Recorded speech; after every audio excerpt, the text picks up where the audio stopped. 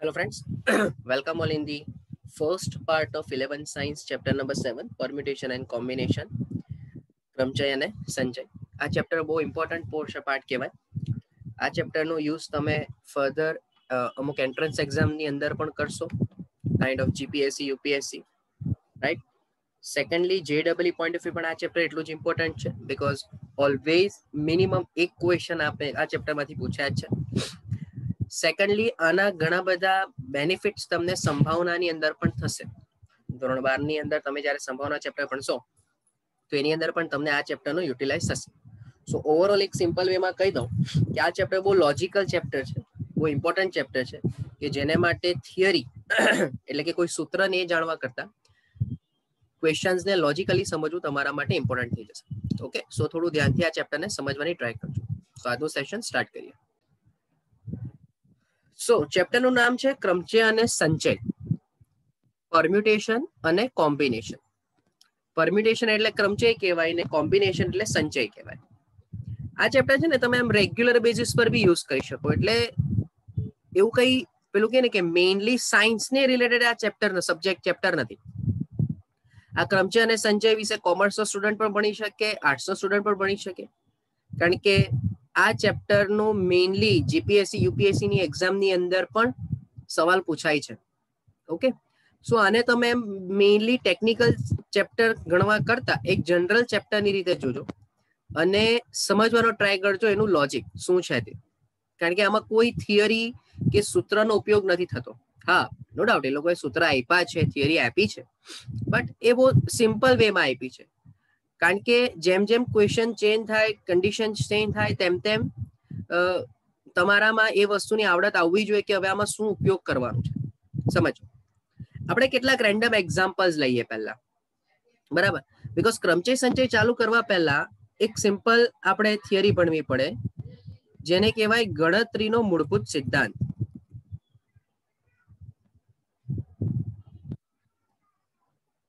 ગણતરીનો મૂળભૂત સિદ્ધાંત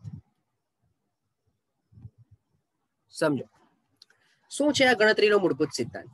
આ બેઝિકલી એક પ્રકારનું ક્રમચય જ છે, બરાબર? પણ ક્રમચયની અંદર પર્ટિક્યુલર એક સૂત્ર ડિફાઇન થાય, બરાબર? જ્યારે આની અંદર સૂત્ર ડિફાઇન નથી થતું.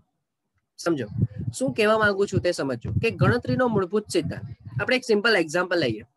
હું એમ કહું કે સુરત થી અમદાવાદ જવા માટે તમારી પાસે 3 બસનો ઓપ્શન અવેલેબલ છે. સુરત થી અમદાવાદ જવા માટે ટોટલ તમારી પાસે 3 અલગ અલગ બસ છે. અને એવું જ અમદાવાદ થી સુરત આવવા માટે 2 અલગ અલગ પ્રકારની ટ્રેન છે. તો તમે કેટલા હિસાબે કેટલી અલગ અલગ રીતે મુસાફરી કરી શકો એમ છો? ફરીથી હું બોલું કે સુરત થી અમદાવાદ જવા માટે તમારી પાસે 3 બસ, B1, B2, B3, બરાબર? અને અમદાવાદ થી સુરત રિટર્ન થવા માટે તમારી પાસે 2 ટ્રેન, T1 અને T2. તો હું એમ કહું કે તમે કેટલી અલગ અલગ રીતે મુસાફરી કરી શકો? તો કોઈ એમ કે સર હું પહેલે બસ દ્વારા સુરત થી અમદાવાદ જાઉં અને પહેલી ટ્રેન દ્વારા અમદાવાદ થી સુરત રિટર્ન થાવ, એટલે પહેલો ઓપ્શન મને મળ્યો B1 T1. કે આ રીતે મેં એક મુસાફરી કરી. પછી કોઈ કહે કે ના, B1 બસ દ્વારા જાઉં અને બીજી ટ્રેન દ્વારા રિટર્ન થાવ, એટલે બીજો ઓપ્શન કોઈને ખબર પડી કે ભાઈ B1 T2 રાખ. કોઈ એવું કહે કે ના, મારે બીજી બસ દ્વારા સુરત થી અમદાવાદ જવું છે અને પહેલી ટ્રેન દ્વારા રિટર્ન થવું છે, એટલે B2 T1 નો એક ઓપ્શન આવ્યો. કોઈ કહે કે ના, B2 T2 દ્વારા જાઓ, એટલે કે બીજી બસ દ્વારા જવું છે અને બીજી ટ્રેન દ્વારા જ રિટર્ન થવું છે. તો ત્રીજો કોઈ વ્યક્તિ એવું પણ કહી શકે ને કે ના, B3 T1 જા, અને ત્રીજો કોઈ એવું કહી શકે કે ભાઈ B3 T2 દ્વારા જા. સમજો, તો ટૂંકમાં તમને અહીંયા અલગ અલગ કેટલા પ્રકાર મળ્યા? 6 પ્રકાર મળ્યા કે ભાઈ તમે સુરત થી અમદાવાદ અને અમદાવાદ થી સુરત આવજાવ કરવા માટે 6 અલગ અલગ પ્રકારના ઓપ્શન્સ દ્વારા તમે મુસાફરી કરી શકો એમ છો. સમજમાં આવશે કે શું બોલું છું તે? બરાબર. હવે આ તો બહુ સિમ્પલ ગણતરી થઈ ગઈ, કારણ કે 3 જ ઓપ્શન હતા ને 2 જ ઓપ્શન હતા. તો તમને ટોટલ કેટલા પ્રકાર મળ્યા? 6 પ્રકાર મળ્યા. પણ ધારો કે હું તમને એમ કહી દઉં કે 4 બસ અવેલેબલ છે, 6 ટ્રેન અવેલેબલ છે, 5 પ્રાઇવેટ બસ અવેલેબલ છે, તો હવે એટલી લાંબી ગણતરી કરવા ક્યાં જવાની કે ભાઈ અહીંયા પહેલા 6 બસ લખી દો, B2 B3 B4 B5 B6, હા, પછી 5 ટ્રેન લખી દો, T1 T2 T3 T4 T5 T6, 5 train T5 સુધી, પછી પાછી પ્રાઇવેટ બસ બી આવે. હવે આવા બધા અલગ અલગ ઓપ્શન ને આવી રીતે કઈ એરો દ્વારા થોડું લખી શકાય. સમજો શું કહેવા માંગુ છું તે. તો એને માટે આપણને એક ગણતરીનો મૂળભૂત સિદ્ધાંત આપ્યો. શું મૂળભૂત સિદ્ધાંત આપ્યો તે ધ્યાનથી સમજો. હા, હવે એને આપણે ગુજરાતી ભાષામાં કંઈક લખવાની ટ્રાય કરીએ. તો ગણતરીનો મૂળભૂત સિદ્ધાંત એવો આપ્યો ભાઈ કે જો કોઈ ક્રિયા અથવા તો કોઈક ઘટના, જો કોઈ ઘટના એમ ભિન્ન પ્રકારે થતી હોય,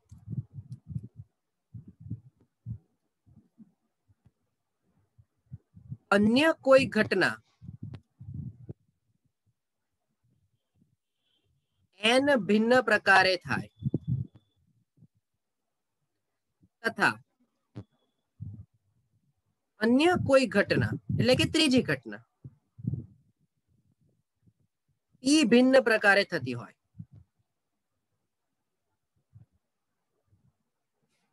તો કુલ ઘટનાના પ્રકાર અથવા તો કુલ કેટલી રીતે તમે આ બધાને કમ્બાઈન કરી શકો. ઓકે, તો કુલ પ્રકાર m into n into p થાય.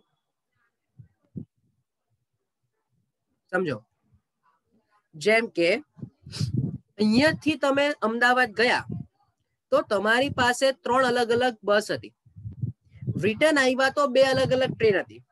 તો કોઈ એક ઘટના, કઈ ઘટના? સુરત થી અમદાવાદ જવાની ઘટના કેટલા પ્રકારે થઈ? તો કે એમ ભિન્ન પ્રકાર. એમાં કેટલા પ્રકાર આવ્યા? 3 પ્રકાર આવ્યા. અને અમદાવાદ થી રિટર્ન અલગ અલગ ભિન્ન પ્રકાર થઈ ગયા પાછા. તો કુલ પ્રકાર 3 ગુણ્યા 2 સીધો તમારો જવાબ આવી જાય. સર તો આ પી પ્રકાર કેમ લખ્યો? ભાઈ મેં કન્ડિશન લીધી. જરૂરી નથી ને કે 2 જ ઘટનાઓની વાત હોય. ધારો કે હું એમ કહું કે તમારી પાસે 4 અલગ અલગ શર્ટ છે, 4 અલગ અલગ પેન્ટ છે અને 2 અલગ અલગ પ્રકારના બૂટ છે, તો તમે કેટલી રીતે કપડાં પહેરી શકો? તો હવે સમજમાં આવે ને કે ભાઈ શર્ટ કેટલા પ્રકારે પહેરી શકાશે? 4 અલગ અલગ પ્રકારે પહેરી શકાશે. એની સાથે 4 અલગ અલગ પ્રકારના પેન્ટ પહેરી શકશો અને દરેક સાથે પાછા 2 અલગ અલગ પ્રકારના શૂઝ પહેરી શકશો. તો કુલ કેટલા પ્રકારે તમે કપડાઓને કોમ્બિનેશનને પહેરી શકો? તો ભાઈ 4 ચોક 16 દુ 32. હવે એમાં કઈ તમે પાછા એરો કરવા નથી જવાના કે ચાલો આ પહેલો શર્ટ, બીજો શર્ટ, ત્રીજો શર્ટ, ચોથો શર્ટ, પછી ભાઈ પહેલા શર્ટ સાથે 4 અલગ અલગ પેન્ટ, બીજા શર્ટ સાથે 4 અલગ અલગ પેન્ટ, ત્રીજા શર્ટ સાથે, ચોથા શર્ટ સાથે, એવું એક પેન્ટ પહેરી લીધો, પહેલો શર્ટ, પહેલો પેન્ટ અને પાછા 2 પ્રકારના શૂઝ S1 અને S2. હવે આવું કરવા જાવ તો કેટલું કોમ્પ્લિકેટેડ બને. સો એને માટે આપણી પાસે શું આપ્યો ભાઈ? ગણતરીનો મૂળભૂત સિદ્ધાંત કે જેમાં કોઈ એક ચોક્કસ ઘટના એમ ભિન્ન પ્રકારે, અન્ય કોઈ ચોક્કસ ઘટના n ભિન્ન પ્રકારે અને એવી કોઈ ત્રીજી. હવે 3 ઘટનાઓની કન્ડિશન મેં લીધી છે. પોસિબલ હોય છે કે 4 ઘટના બી હોય, પોસિબલ હોય કે 5 ઘટનાઓ બી હોય. સમજો, હવે આ જ બધી ઘટનાઓને તમે નંબરના સ્વરૂપમાં બી લખી શકો. જેમ કે હું એમ કહું કે તમારી પાસે 1 2 3 4 અને 5, હા, આવા 5 અલગ અલગ આંકડાઓ છે, નંબર્સ છે 1 2 3 4 5. અને હું એમ કહું કે તમે 2 આંકડાનો કોઈ નંબર બનાવો. કેટલા? 2 આંકડાનો કોઈ નંબર બનાવો. તો બોલો હવે તમારા મગજમાં શું વિચાર આવે કે સર 2 આંકડાનો નંબર બનાવવો છે, બરાબર, અને મારી પાસે ઓપ્શન છે 5. શરત પુનરાવર્તન નહીં થવું જોઈએ. પુનરાવર્તન એટલે સર 11 ચાલે તો કે ના નહીં ચાલે, 22 ચાલે તો કે ના નહીં ચાલે. તો હવે તમારા મગજમાં એવો બેલ વાગવો જોઈએ કે ધારો કે અહીંયા એકમ નો અંક છે ને અહીંયા દશક નો અંક છે, તો હું કોઈ બી રીતે શરૂઆત કરું. ધારો કે હું પહેલા દશકના અંકથી શરૂઆત કરું, તો આ દશકના અંકને હું કેટલી રીતે ભરી શકું? તો એનો મીનિંગ કે આ પહેલી ઘટનાને પૂરી કરવા માટે કેટલા અલગ અલગ ઓપ્શન છે? તો કે 5 અલગ અલગ ઓપ્શન છે. કેમ? તો કે 1 પણ મુકાય, 2 પણ મુકાય, 3 પણ મુકાય, 4 પણ મુકાય અને 5 પણ મુકાય. એટલે ધારો કે તમે દશકના અંકને ભરવા માટે 5 અલગ અલગ ઓપ્શન આપ્યા. જેમ કે કોઈ એક ઘટના એમ ભિન્ન પ્રકારે થઈ તો દશકના અંકને ભરવાની ઘટના 5 અલગ અલગ પ્રકારે થઈ. હવે ધારો કે તમે આ 5 નંબરમાંથી કોઈ પણ એક નંબર અહીંયા મૂકી દીધો, તો એનો મીનિંગ કે હવે એકમના સ્થાન પર કેટલા ઓપ્શન તમારી પાસે? તો કે 4 ઓપ્શન. કેમ? કારણ કે મેં કીધું પુનરાવર્તન થવું જોઈએ નહીં. તો અહીંયા આના તમારા 4 ઓપ્શન આવ્યા. તો હવે તમારી પાસે ગણતરીનો મૂળભૂત સિદ્ધાંત કે 5 ગુણ્યા 4 બરાબર 20. ટૂંકમાં કહેવાનો મિનિંગ એવો થયો કે જો આ 1 2 3 4 અને 5 આ 5 આંકડાનો ઉપયોગ કરીને તમારે 2 અંકની કોઈ એક સંખ્યા બનાવવી હોય કે જેમાં અંકોનું પુનરાવર્તન ન થતું હોય તેવા ટોટલ કેટલા અંકો બનાવી શકશો? તમે 20 અંકો બનાવી શકશો. હવે એવું તમે શોધવા જાવ તો ક્યાં પહોંચે? ધારો કે એમ કહો કે પહેલો અંક 12, બીજો અંક 13, પછી 14, પછી 15, એવું જ 21, 23, 24, 25 આવી રીતે ગણતરી કરતા જાવ તો તમને 20 અલગ અલગ આંકડાઓ મળશે. બરાબર. સો મેથેમેટિકલ ફોર્મેટમાં પણ તમને ક્વેશ્ચન્સ આવી શકે, જનરલ ફોર્મેટમાં પણ તમને ક્વેશ્ચન્સ આવી શકે, પણ મેઇનલી આપણે ડીલ કોની સાથે કરીશું? આંકડાઓની સાથે જ કરીશું. ઓકે. સો હોપ કે પહેલો જે પોઈન્ટ છે એ તમને ક્લિયર થયો હોય. તો જુઓ, હવે સૌથી અગત્યનું આના સ્વાધ્યાયને ચાલુ કરવાનું, ક્વેશ્ચનને સમજવાનું. મેં કીધું ને તમને કે થિયરી બહુ નાની છે, પતી ગઈ, બસ આટલી જ થિયરી સમજો. હવે આનો યુઝ કરીને તમે કેટલું કોન્સેપ્ચ્યુઅલી સમજો છો એની પર બધો આધાર રહેશે. ચાલો ટ્રાય કરીએ, જોઈએ. પહેલો સવાલ એવું કહે છે કે નીચેની શરતોનો ઉપયોગ કરીને, કઈ શરત છે ભાઈ? 1 2 3 4 5 નો ઉપયોગ કરી 3 અંકની કેટલી સંખ્યા બનાવી શકાય કે જેમાં અંકોનું પુનરાવર્તન કરવાની અનુમતિ હોય? હવે પહેલી શરત, અંકોનું પુનરાવર્તન થાય. હવે અંકોનું પુનરાવર્તન થાય એટલે શું? તો કે 3 આંકડા સેમ હોય તો પણ ચાલે. એટલે 1 1 1 લખું તો પણ ચાલે, 2 2 2 લખું તો પણ ચાલે. કોઈ પણ 2 આંકડા સેમ હોય તો પણ ચાલે. એટલે 2 2 3 પણ ચાલે, 2 3 2 પણ ચાલે, 3 2 2 બી ચાલે. એટલે કે 222 લખું તો પણ ચાલશે, 223 લખું તો પણ ચાલશે, 323 લખું તો પણ ચાલશે. સમજો. અને 123 લખું તો પણ ચાલે, કે જેમાં અંકોનું પુનરાવર્તન પણ આવી ગયું. અંકોનું પુનરાવર્તન નહીં હોય તો પણ ચાલે, કારણ કે એને એવું કીધું છે કે અંકોના પુનરાવર્તનની અનુમતિ છે. સમજ. તો હવે મારે શું ધ્યાનમાં રાખવાનું? તો પહેલું તો કેટલા અંકની સંખ્યા બનાવવાની? તો કે 3 અંકની. તો ચાલો આપણે 3 ખાના બનાવી દઈએ.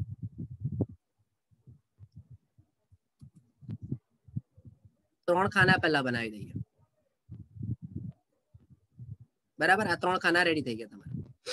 હવે તમારે એવું વિચારવાનું કે હું શરૂઆત ક્યાંથી કરું? એકમ, દશક અને 100. તો 100 ના સ્થાનથી કરું કે એકમના સ્થાનથી કરું? તો હવે તમારા મગજમાં પહેલો મુદ્દો એ આવવો જોઈએ કે અહીંયા જે અંક આપ્યા છે એમાંથી કોઈ પણ અંક શૂન્ય નથી. કારણ કે જો કોઈ એમ કે સર 0 પહેલા મૂકીને 1 2 મૂકી દઈએ તો પ્રોબ્લેમ. કેમ? કારણ કે જો તમે 0 1 2 બનાવવા જાઓ તો આ તો સંખ્યા 2 અંકની થઈ ગઈ. બરાબર. પણ અહીંયા આપણી પાસે આવો કોઈ પોસિબિલિટી ઊભી નથી થવાની, કારણ કે તમારે માત્ર શું વાપરવાનું છે? 1 2 3 4 અને 5 જ વાપરવાના છે. એટલે તમે એકમના અંકથી શરૂઆત કરો કે 100 ના સ્થાનથી શરૂઆત કરો, કોઈ ફરક પડવાનો નથી. તો હવે હું એમ કહું કે ધારો કે 5 અંકોમાંથી મેં અહીંયા પહેલા સ્થાનમાં 5 અલગ અલગ રીતે હું 100 ના સ્થાને ભરી શકું ને, કે ક્યાં તો તમે અહીંયા 1 મૂકો, અથવા તો અહીંયા 2 મૂકો, અથવા 3 મૂકો, અથવા 4 મૂકો, અથવા તો 5 મૂકો. બરાબર. એટલે કે 100 ના સ્થાનને ભરવાની ક્રિયા 5 અલગ અલગ રીતે થઈ. અચ્છા, એવું જ હવે તમે દશક વિચારો તો દશકમાં પણ 5 જ અલગ અલગ આવશે ને, કારણ શબ્દ વાપર્યો છે પુનરાવર્તન કરવું જરૂરી છે. પુનરાવર્તન થઈ શકશે. એટલે જે અંક 100 ના સ્થાન પર આવ્યો that can be possible to 10th place, એ વસ્તુ દશકના સ્થાન પર પણ પોસિબલ બનશે. તો આને પણ કેટલી રીતે ભરાશે? 5 અલગ અલગ રીતે ભરાશે. અને આને પણ 5 અલગ અલગ રીતે. તો બોલો કુલ પ્રકાર કેટલા થવાના ભાઈ? કુલ ગણતરીના પ્રકાર કેટલા? તો કે 5 ગુણ્યા 5 ગુણ્યા 5 એટલે 125. બરાબર. જો એમ જોવા જાય તો આખી વાર્તા લખવી પડે કે ભાઈ અહીં જો હું બોલું છું સમજજો. હા, અહીં 100 ના સ્થાનને કુલ 5 અલગ અલગ રીતે લખી શકાય. બીજો મુદ્દો, દશકના સ્થાનને પુનરાવર્તન સહિત હોવાથી 5 અલગ અલગ રીતે લખી શકાય. એ જ રીતે ત્રીજો મુદ્દો, 100 એકમના સ્થાન પર પણ 5 અલગ અલગ રીતે સંખ્યાઓ મૂકી શકાય. તો માટે ગણતરીના મૂળભૂત સિદ્ધાંત અનુસાર કુલ સંખ્યાઓ 5 ગુણ્યા 5 ગુણ્યા 5 બરાબર 125. પણ ભાઈ હવે એટલું લાંબુ ચોળું લખવાની કઈ જરૂર નથી. બરાબર. તમારા માટે અગત્યનું છે કે આ વસ્તુ સમજમાં આવવી જોઈએ. અને એ વાર્તા તો તમે તમારા હિસાબે ગમે તે લખી શકો, કારણ કે એમાં કોઈ ગોખવાની જરૂર નથી કે આવું જ લખાવવું જોઈએ. હા, કમ્પલસરી શું હોવું જોઈએ, આ જે ગણતરી બતાવી મેં એ કન્ફર્મ એ જ હશે, એ ગણતરી હવે બદલાશે નહીં. લખાણ તમે તમારી રીતે થોડું ઘણું આમ તેમ કરી શકો તો કરી શકાય, ને નહીં કરો તો પણ ચાલે, કોઈ બહુ ફરક પડતો નથી. સો સૌથી પહેલી વસ્તુ જોઈ તમે કે પુનરાવર્તનની અનુમતિ છે તો જવાબ આવ્યો. તો હવે બીજામાં ચેક કરીએ. બીજામાં એવું કહે છે કે પુનરાવર્તન ન થાય. તો હવે ધ્યાનથી સમજો. હા, જો એવું કહે છે કે પુનરાવર્તન ન થાય તો હવે એનો મિનિંગ શું કે ભાઈ ધારો કે કોઈ એમ કે પહેલા સ્થાનને ધારો કે આપણે 5 રીતે ભરીએ, તો હવે પુનરાવર્તન નથી કરવાનું. હા, તો અહીંયા દશકના સ્થાન માટે કેટલા ઓપ્શન હશે? માત્ર ને માત્ર 4. તમને એવું કીધું છે પુનરાવર્તન નથી કરવાનું, એટલે જે અંક આ 100 ના સ્થાન પર રિપીટ થઈ ગયો હશે એ હવે દશકના સ્થાન પર મૂકી શકાશે નહીં. બરાબર. અચ્છા, જો એકમના સ્થાન પર સોરી 100 ના સ્થાન પર કોઈ અંક આવી ગયો, દશકના સ્થાન પર કોઈ એક અંક આવી ગયો, તો હવે એકમના સ્થાન પર એ 2 અંક આવશે નહીં, એટલે 3 અલગ અલગ રીતે થશે. તો માટે કુલ પ્રકાર કેટલા થવાના? કુલ પ્રકાર બરાબર 5 ગુણ્યા 4 ગુણ્યા 3 એટલે કે 60 થઈ જશે. ધારો કે અંદર કોઈને એમ થાય કે સર ઉભો રહે, આ જ વસ્તુ મને ડાબેથી જવી હોય તો ચાલે કે નહીં? ભાઈ મને કોઈ પ્રોબ્લેમ નથી, જ્યાં સુધી ક્વેશ્ચનની અંદર તમને પર્ટિક્યુલર કોઈ શરત નથી દેખાતી. પર્ટિક્યુલર કોઈ શરત એટલે 0 નથી આવતું, બરાબર, યુગ્મ અયુગ્મ શબ્દ નથી વાપર્યો, આટલા વડે વિભાજ્ય, એવી કોઈ વેરિએટ કન્ડિશન નથી આવતી, ત્યાં સુધી તમે ડાબા કે જમણા કોઈ પણ તરફથી જાઓ, જવાબ સેમ જ રહે. તો કોઈ એમ કે સર એક કામ કર, તું પાછળથી ચાલુ કર, તો ભાઈ મને કોઈ પ્રોબ્લેમ નથી. તું સૌથી પહેલા એકમના સ્થાનને ભર, તો બોલો એકમના સ્થાને કેટલી રીતે ભરાશે? 5 અલગ અલગ રીતે. પછી દશકના સ્થાને પાછું 4 અલગ અલગ રીતે, ને 100 ના સ્થાને 3 અલગ અલગ રીતે.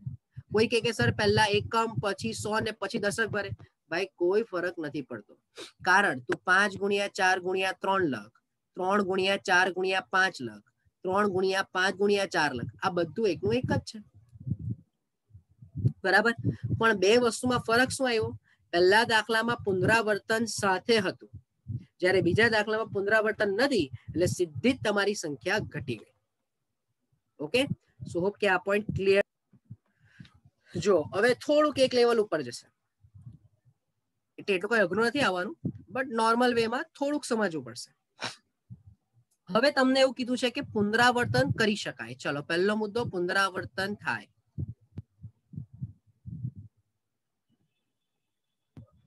કોનો ઉપયોગ કરવાનો છે ભાઈ? 1 2 3 4 5 અને 6 નો 3 અંકની સંખ્યા બનાવવાની છે.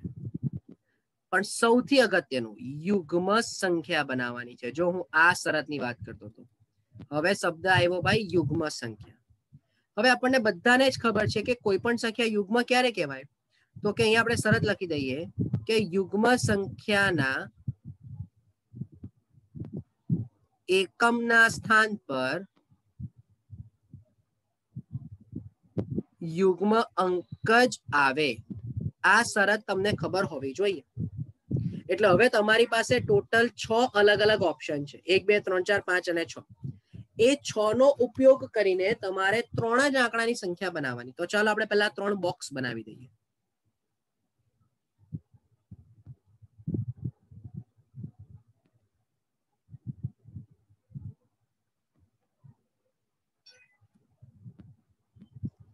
બરાબર. હવે સમજવાનું શું છે તમારે કે તમે આ 3 બોક્સો બનાવ્યા. કેમ 3 બોક્સ બનાવ્યા ભાઈ? કારણ કે સંખ્યા કેટલા આંકડાની બનાવવાની છે? 3 આંકડાની, એટલે મેં 3 બોક્સ બનાવ્યા. હવે ધ્યાનથી સમજો, બોલો સંખ્યા તમારી યુગ્મ બનાવવાની, તો હવે તમે ડાબી બાજુથી શરૂઆત નહીં કરી શકો. કેમ નહીં કરી શકાય?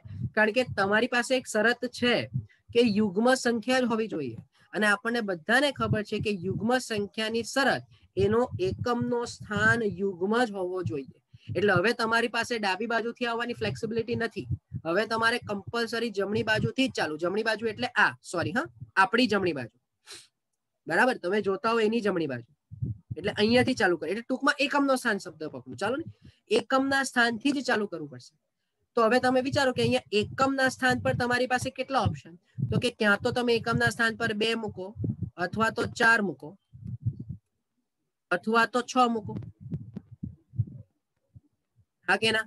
કારણ કે જો એકમના સ્થાન પર 2, 4 અને 6 આવશે તો જ એ યુગ્મ બનશે. તો એનો મીનિંગ કે હવે અહીંયા કેટલી રીતે તમે ગોઠવણી કરી? 3 રીતે. હવે તમે દશક અને સોના સ્થાનની વાત કરો, શબ્દ વાપર્યો છે પુનરાવર્તન સહિત.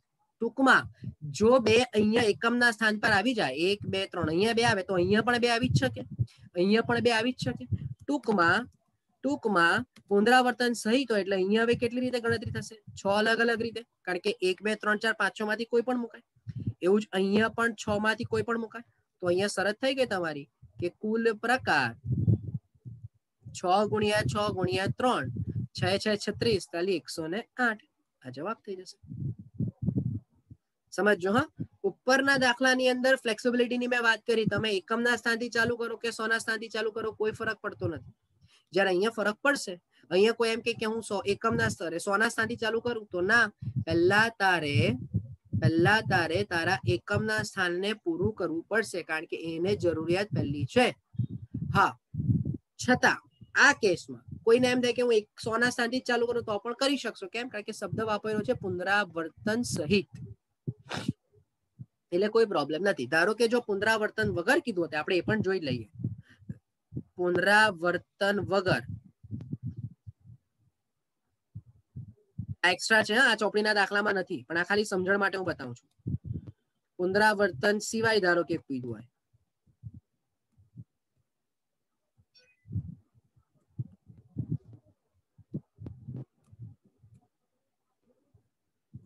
તો હવે અહીંયા તો કમ્પલસરી તમારે 2 અથવા 4 અથવા 6 માંથી જ કોઈ એક મૂકવાનું છે. પણ હવે અહીંયા શરત બદલાઈ જશે. તો હવે અહીંયા તમે 6 રીતે ગોઠવણી નહીં કરી શકો. કેમ નહીં કરી શકાય? કારણ કે પુનરાવર્તન સિવાય કીધું, એટલે જે યુગ્મ અંક અહીંયા આવી ગયો હશે એકમના સ્થાન પર, એ અહીંયા રિપીટ નહીં થશે. એટલે અહીંયા હવે તમારી પાસે 5 જ ઓપ્શન બચશે અને અહીંયા તમારી પાસે 4 ઓપ્શન બચશે. તો હવે આ કેસમાં કુલ પ્રકાર થઈ જશે તમારા 4 ગુણ્યા 5 ગુણ્યા 3, એટલે ટોટલ જવાબ 60. ઓકે, આ ભાઈ એક્સ્ટ્રા મેં બતાવ્યું હા, કે શું ફરક પડે પુનરાવર્તન વગર અને પુનરાવર્તન સિવાય.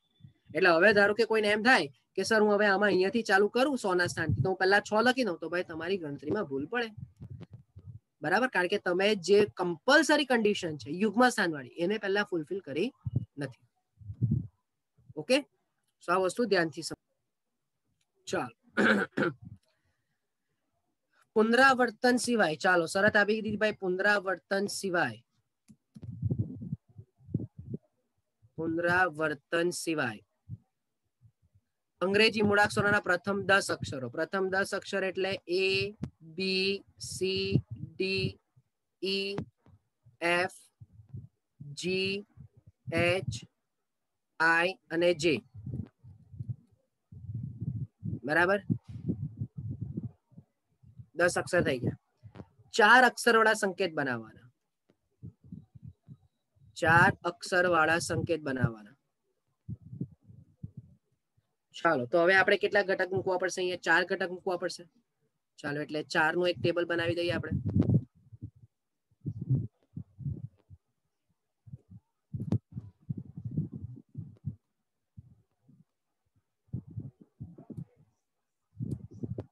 બરાબર છે? હવે શું કીધું છે? તમારી પાસે ટોટલ 10 મૂળાક્ષર છે. તો હવે તમે આમાં એકમના સ્થાનથી ચાલુ કરો કે દશકના, આ તો સંખ્યા નથી, આ તો એક વર્ડ બનશે. અર્થ વાળો, અર્થ વગરનો કોઈ આપણને ફરક પડતો નથી.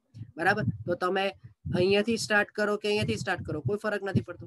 બરાબર? તો હવે વિચારો આપણે અહીંયાથી ચાલુ કરીએ તો પહેલા સ્થાન પર તમે ટોટલ 10 મૂળાક્ષરમાંથી કોઈ પણ એક મૂળાક્ષર મૂકી શકો. તેનો મીનિંગ કે પહેલા સ્થાનને તમે 10 અલગ અલગ રીતે ભરશો. તો હવે પુનરાવર્તન સિવાય હોય તો કમ્પલસરી બીજાને 9 રીતે, ત્રીજાને 8 રીતે અને ચોથાને 7 રીતે. તો એનો મીનિંગ કે કુલ પ્રકાર બરાબર 10 ગુણ્યા 9 ગુણ્યા 8 ગુણ્યા 7, એટલે કે જવાબ 50 40 આવી જશે.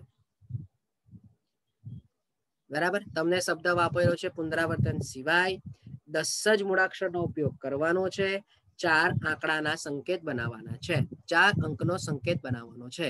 એટલે મેં 4 બોક્સ લઈ લીધા, 10 મૂળાક્ષર લઈ લીધા અને ડાબું કે જમણું ગમે ત્યાંથી શરૂ કરો. આમાં કોઈ ઝીરો આવવાનું નથી, કોઈ શરતનું પાલન કરવાનું નથી. હા, બદલાવ ક્યારે આવે? જ્યારે એમ કે 10 મૂળાક્ષરમાંથી શરૂઆત હંમેશા સ્વરથી જ થાય. ધારો કે આવું કઈ વેરિએશન આવ્યું, બહુ ધ્યાનથી સમજો. આ દાખલો ચોપડી નથી, ખાલી સમજાવવા માટે બોલું છું.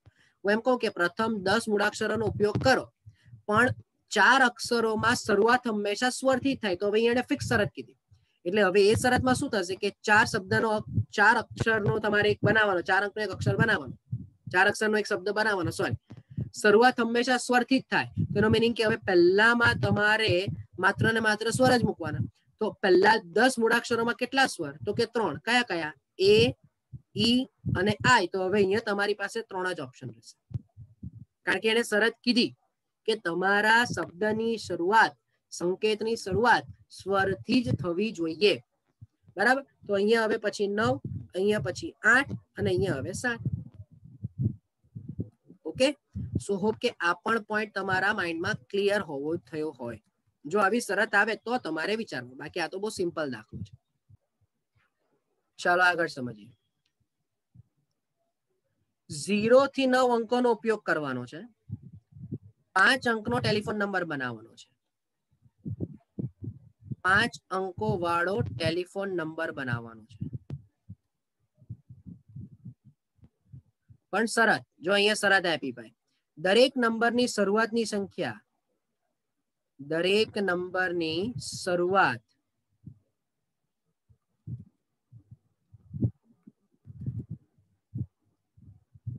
67 થી જ થવી જોઈએ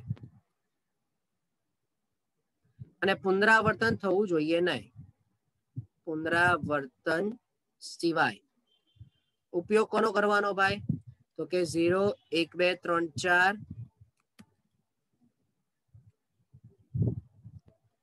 5, 6, 7, 8 અને 9. ચલો તો પહેલા આપણે 5 અંક માટેનું એક ટેબલ બનાવી લઈએ.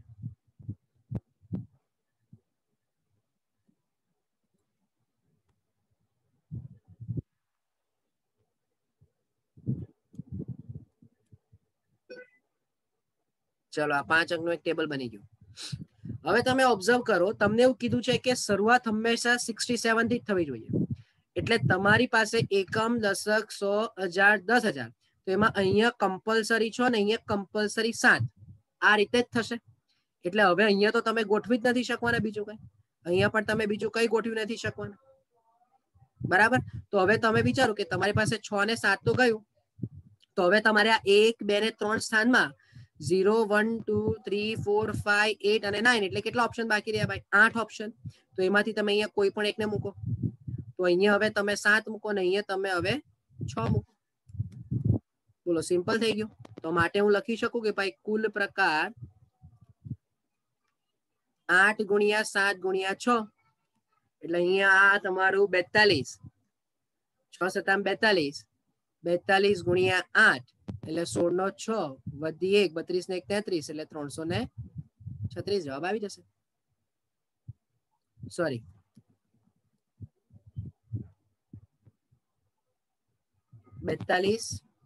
સોરી 16 6 વધી 1 12 ને 33 કરેક્ટ 336. ઓકે, સમજમાં આવશે ભાઈ? હા ને, બહુ સિમ્પલ છે, કારણ કે એને એવું કીધું જ છે કે નંબરની શરૂઆત હંમેશા 67 થી જ થવી જોઈએ અને અંકોનું પુનરાવર્તન થતું નથી. હા, જો એને કીધું તે પુનરાવર્તન થાય છે તો અહીંયા 10 10 અને 10 હું લખું, પણ એને કીધું છે કે પુનરાવર્તન થવું જોઈએ નહીં. ધેટ મીન્સ કે તમારે અહીંયા 8 ઓપ્શન, અહીંયા 7 ઓપ્શન, અહીંયા 6 જ ઓપ્શન. કેમ 8 ઓપ્શન લીધા? કારણ કે ઓલરેડી 6 ને 7 આવી ગયા છે. એટલે હવે તમે 6 7 સિવાય બાકીના 10 માંથી કોઈ પણ 6 7 સિવાય બાકીના 8 માંથી કોઈ પણ વડે ગોઠવણી કરી શકો. ઓકે, તો આજના સેશન પૂરતું આટલું જ રાખીએ. બાકીનું નેક્સ્ટ સેશનમાં કન્ટિન્યુ કરીશું. સ્વાધ્યાય કમ્પ્લીટ કરીશું અને નવા ટોપિકની શરૂઆત કરીશું. Okay, so thank you from